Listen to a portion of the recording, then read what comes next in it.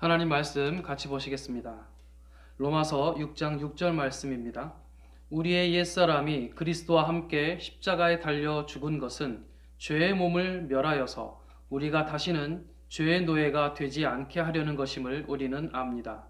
11절 이와 같이 여러분도 죄에 대해서는 죽은 사람이요 하나님을 위해서는 그리스도 예수 안에서 살고 있는 사람이라는 것을 알아야 합니다. 그러므로 여러분은 죄가 여러분의 죽을 몸을 지배하지 못하게 해서 여러분이 몸의 정욕에 굴복하는 일이 없도록 하십시오. 아멘. 사도 바울이요, 그리스도와 함께 십자가에 못 박힌 사람, 옛사람이라고 표현하고 있습니다. 옛사람에 대해서 오늘 이야기를 하려고 합니다.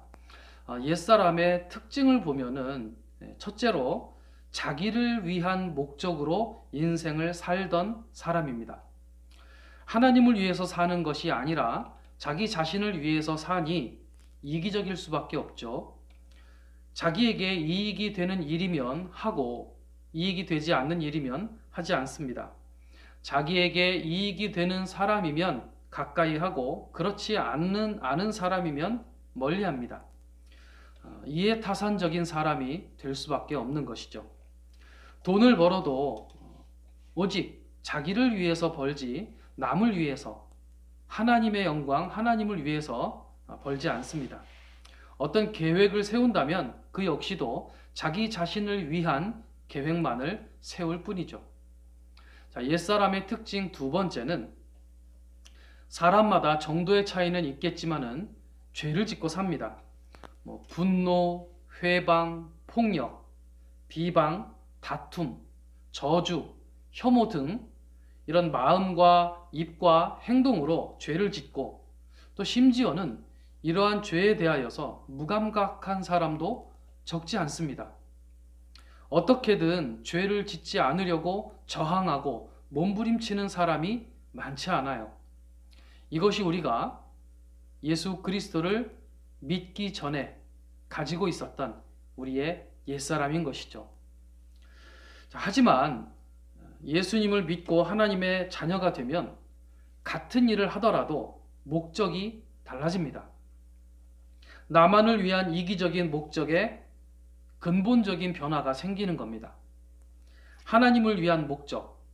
자, 하나님을 위한다는 것은 결국은 사람을 위하는 것이라는 걸 여러분들이 알고 계실 거라고 믿습니다. 이렇게 사람을 위한 목적으로 사고방식이 달라져요.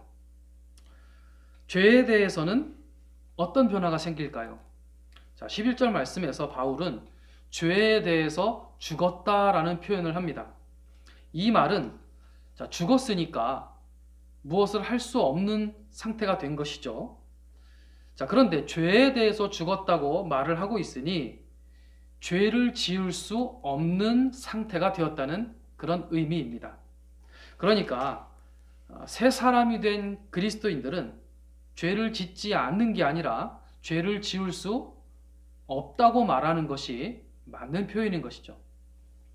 하지만 사탄의 유혹은 항상 존재하기 때문에 우리가 완벽하게 죄를 짓지 않고 산다는 것은 결코 쉬운 일은 아닙니다. 그래서 바울은 12절에서 여러분이 몸의 정욕에 굴복하는 일이 없도록 하라고 당부를 합니다. 날아가는 새가 똥을 쌌는데 그 똥이 내 머리에 떨어졌어요. 이것은 우리가 막을 수 없는 일입니다. 하지만 그 새가 날아와서 내 머리에 둥지를 틀려고 한다면 그것은 얼마든지 막을 수 있는 일입니다. 사탄이 끊임없이 우리 마음에 유혹을 던져 넣는 것, 이것은 우리가 막을 수 없는 일이에요. 하지만 죄가 나를 지배하지 못하게 하는 것은 내가 깨어있기만 하다면 얼마든지 할 수 있는 일이란 얘기입니다. 그래서 바울은 여러분의 죽을 몸을 지배하지 못하게 무엇이요? 죄가 나를 우리 몸을 지배하지 못하게 정욕에 굴복하는 일이 없도록 하라고 당부를 하고 있는 것입니다. 사도 바울도 사탄의 유혹이 항상 있다는 것을 잘 알고 있기 때문에 이렇게 당부를 하는 겁니다. 에베소서 4장 말씀 보시겠습니다. 여러분은 지난날의 생활 방식대로 허망한 욕정을 따라 살다가 썩어 없어질 그 옛사람을 벗어버리고 마음의 영을 새롭게 하여 하나님의 형상을 따라 참 의로움과 참 거룩함으로 지으심을 받은 새 사람을 입으십시오. 자, 골로새서 3장 말씀입니다. 여러분은 옛사람을 그 행실과 함께 벗어버리고 새 사람을 입으십시오. 이 새 사람은 자기를 창조하신 분의 형상을 따라 끊임없이 새로워져서 참 지식에 이르게 됩니다. 자, 여러분, 우리는 우리의 옛사람을 기억해야 합니다.